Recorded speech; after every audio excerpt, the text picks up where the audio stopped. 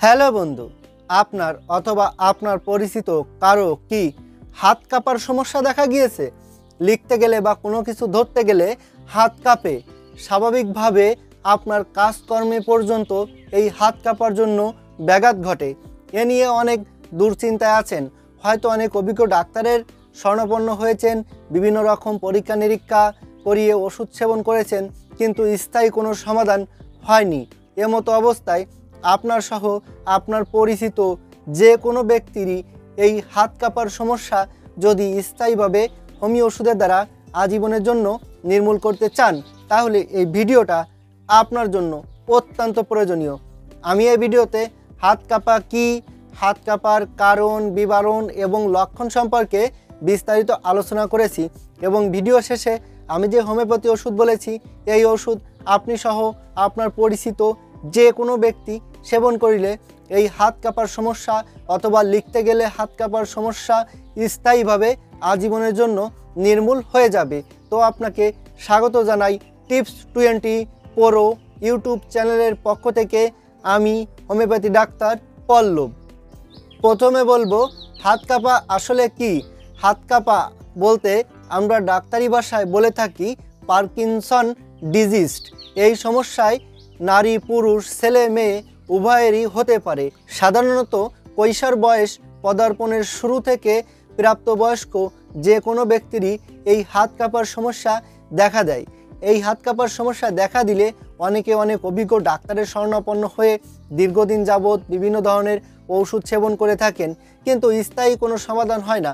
অনেকে আবার হাল পর্যন্ত ছেড়ে দিয়েছেন যে আপনার এই হাত কাঁপার সমস্যা হয়তো কখনোই ভালো হবে না। কিন্তু যেখানে অ্যালোপ্যাথি ব্যর্থ হয়, অনেক সময় সেখান থেকেই হোমিওপ্যাথি কার্যকরী হয়। তাই এই হাত কাঁপার সমস্যা অ্যালোপ্যাথিতে কোনো সুচিকিৎসা নাই, শুধুমাত্র হোমিও ওষুধের দ্বারাই এই হাত কাঁপার সমস্যা স্থায়ীভাবেই নির্মূল করা সম্ভব।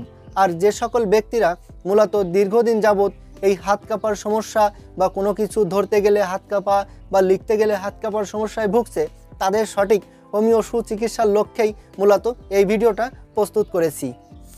এখন আমি বলবো একজন ব্যক্তির হাত কাঁপার কারণ সম্পর্কে। একজন ব্যক্তির হাত কাঁপার অনেকগুলো কারণ রয়েছে, এর ভেতর আমি প্রধান এবং বিশেষ কারণগুলো সম্পর্কে বলবো। যেমন প্রধানত যে কারণ সেটি হলো হরমোনের সমস্যা। এছাড়াও অ্যাসেনশিয়াল ট্রাইমরের কারণেও হাত কাঁপার সমস্যা দেখা দিতে পারে। এছাড়াও অধিক সময় ধরে বিভিন্ন ধরনের ওষুধ সেবন করলে তার পার্শ্ব প্রতিক্রিয়া হিসেবেও কিন্তু এই হাত কাঁপার সমস্যা দেখা দিতে পারে। এছাড়াও কোনো রোগ ব্যাধি বা অসুখ বিসুখে ভোগার পরবর্তীতে এসেও কিন্তু হাত কাঁপার সমস্যা দেখা দিতে পারে। এছাড়াও অনেক সময় বংশগত কারণেও কিন্তু এই হাত কাঁপার সমস্যা দেখা দিতে পারে। অতিরিক্ত নার্ভাসনেস ভাবের কারণেও কিন্তু এই হাত কাঁপার সমস্যা দেখা দিতে পারে। অনেক সময় ব্রেনের থেকেও এই হাত কাঁপার সমস্যা দেখা দিতে পারে। অনেকের ক্ষেত্রে আবার থাইরয়েডের কারণেও এই হাত কাঁপার সমস্যা দেখা দিতে পারে। অনেকের ক্ষেত্রে আবার নার্ভের কোনো সমস্যার কারণেও কিন্তু এই হাত কাঁপার সমস্যা দেখা দিতে পারে। যে সকল ব্যক্তিরা দীর্ঘদিন বা অল্প সময় ধরে এই হাত কাঁপার সমস্যায় ভুগছে, তাদের শরীরে অনেকগুলো লক্ষণ এবং উপসর্গ অনুভব হয়ে থাকে। হোমিওপ্যাথি ওষুধ সর্বদা লক্ষণ এবং উপসর্গের ওষুধ, তাই লক্ষণ এবং উপসর্গগুলো বিবেচনা করেই সর্বদা ওষুধ সেবন করতে হয়। বিভিন্ন ডাক্তার বিভিন্ন লক্ষণের উপর ভিত্তি করে বিভিন্ন ধরনের ওষুধ বলে থাকে, যেগুলো লক্ষণ মিলিয়ে সেবন করা খুবই কষ্টসাধ্য। তবে আমি আমার অভিজ্ঞতার উপর ভিত্তি করে বাছাইকৃত স্বল্প কিছু লক্ষণ এবং স্বল্প কিছু উপসর্গ বলে থাকি এবং এর উপর মূলত কার্যকরী হোমিও ওষুধটাই বলে থাকি। তো আমি এখন বাছাইকৃত যে লক্ষণ এবং যে উপসর্গগুলো বলবো, এগুলো একটু মনোযোগ সহকারে খেয়াল করে শুনবেন। তো লক্ষণগুলো হচ্ছে, যেমন লিখতে গেলে সাধারণত হাত কাঁপা আরম্ভ হয়ে যায়, কলম ধরার সঙ্গে সঙ্গে হাত কাঁপুনি আরম্ভ হয়ে যায়, দীর্ঘ সময় ধরে এই হাত কাঁপুনি চলতে থাকে, যার কারণে সঠিকভাবে লেখা পর্যন্ত সম্ভব হয় না। অনেক সময় কোনো কিছু ধরতে গেলেই হাত কাঁপুনি আরম্ভ হয়ে যায়, যার কারণে কোনো কিছু সঠিকভাবে ধরা পর্যন্ত সম্ভব হয় না। অনেক সময় ধরলেও সেই বস্তুটা পড়ে যায়। কখনো আবার মনের ভেতর ভয় বা ভীতি যখন কাজ করে তখনই এই হাত কাঁপুনি বেশি অনুভব হয়। অনেক সময় হাত কাঁপুনির সঙ্গে সঙ্গে আবার কিছুটা মাথা কাঁপুনিও অনুভব হয়ে থাকে। অনেক সময় যদি কোনো কারোর সামনে এসে আপনি কোনো কিছু লিখতে যান বা কোনো কিছু ধরতে যান, তখন মনের ভিতরে একটা ভয় কাজ করেই হাত কাঁপুনিটা বেশি অনুভব হয়ে থাকে। মনের ভেতর একটা ভয় ভীতি সব সময় কাজ করে। শারীরিক দুর্বলতা ভাবও অনেক সময় অনুভব হয়ে থাকে। যখন আপনি একাকিত্ব থাকেন বা স্বাভাবিকভাবে থাকেন তখন এই হাত কাঁপুনিটা কিছুটা কম থাকে। কারোর সামনে গেলেই এই হাত কাঁপুনিটা বেশি অনুভব হয়ে থাকে। পরীক্ষার হলে বসে লিখতে গেলেই কিছু সময় লেখার পরই এই হাত কাঁপুনি আরম্ভ হয়ে যায়। অনেক সময় কোনো কিছু করতে গেলে বা কোনো কিছু লিখতে গেলে প্রাথমিকভাবে প্রথম পর্যায়ে হাত কাঁপুনি বেশি একটা থাকে না, কিছু সময় পর আবার এই হাত কাঁপুনি আরম্ভ হয়ে যায়। অনেকের ক্ষেত্রে প্রথম অংশের দিকে হাত কাঁপুনি অনুভব হয়, পরবর্তীতে আবার কিছুটা স্বাভাবিক হয়ে যায়। দীর্ঘদিন যাবৎ কোনো ওষুধ সেবন করেও স্থায়ী কোনো সমাধান হয় না। অনেক বছর যাবৎ এই সমস্যা চলতে থাকে। যতই চেষ্টা করুন না কেন এই হাত কাঁপুনিটা নিজের কন্ট্রোলে রাখার চেষ্টা করলেও এটি কোনোভাবেই এই হাত কাঁপুনি রোধ করা সম্ভব হয় না। তো বন্ধুরা, আমি এখানে বাছাইকৃত মাত্র স্বল্প কিছু লক্ষণ এবং স্বল্প কিছু উপসর্গ বলেছি। এই লক্ষণ এবং উপসর্গের ভেতর যদি একটি মাত্র লক্ষণ এবং একটি মাত্র উপসর্গেরও কোনো ব্যক্তির, নারী পুরুষ ছেলে মেয়ে উভয়েরই এই হাত কাঁপা কোনো ব্যক্তির সঙ্গে মিল থাকুক না কেন, তবে সেই ব্যক্তি এই হোমিওপ্যাথি ওষুধ সেবন করতে পারেন। ওষুধ হচ্ছে লোলিয়াম 30 এবং এর সঙ্গে আরও 2টি হোমিও বায়োকেমিক ওষুধ সেবন করতে হবে।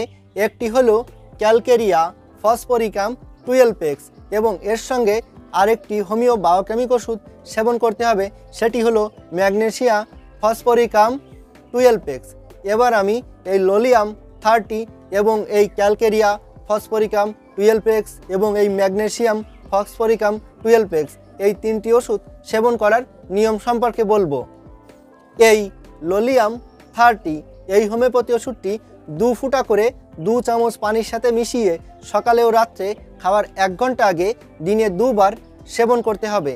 এবং এই ক্যালকেরিয়া ফসফরিকাম 12x এই হোমিও বায়োকেমিক ওষুধটি প্রতি সকালে খাওয়ার 1 ঘন্টা পর 6টি করে বড়ি চিবিয়ে কামড়িয়ে চুষে খেতে হবে। এবং এই ম্যাগনেসিয়াম ফসফরিকাম 12x এই হোমিও বায়োকেমিক ওষুধটি প্রতি রাত্রে খাওয়ার 1 ঘন্টা পর 6টি করে বড়ি চিবিয়ে কামড়িয়ে চুষে খেতে হবে। এই নিয়মে এই 3টি ওষুধ পরপর 10 দিন সেবন করতে হবে। 10 দিন সেবন করে 2 দিন বন্ধ রেখে পুনরায় আবার 10 দিন সেবন করতে হবে, আবার 2 দিন বন্ধ রেখে আবার 10 দিন সেবন করতে হবে। এইভাবে এই 3টি ওষুধ কন্টিনিউ কমপক্ষে 2 মাস সেবন করে যেতে হবে। তাহলে যে কোনো ব্যক্তিরই এই হাত কাঁপার সমস্যা স্থায়ীভাবে নির্মূল হয়ে যাবে। তবে এই ওষুধ 3টি অবশ্যই আপনি আপনার নিকটের কোনো হোমিওপ্যাথি দোকান থেকে অবশ্যই ভালো কোনো কোম্পানির ওষুধ কিনে নেবেন। ওষুধ 3টি সেবন করা ছাড়াও কোনো মতামত বা প্রশ্ন থাকলে কমেন্ট বক্সে লিখে জানাবেন।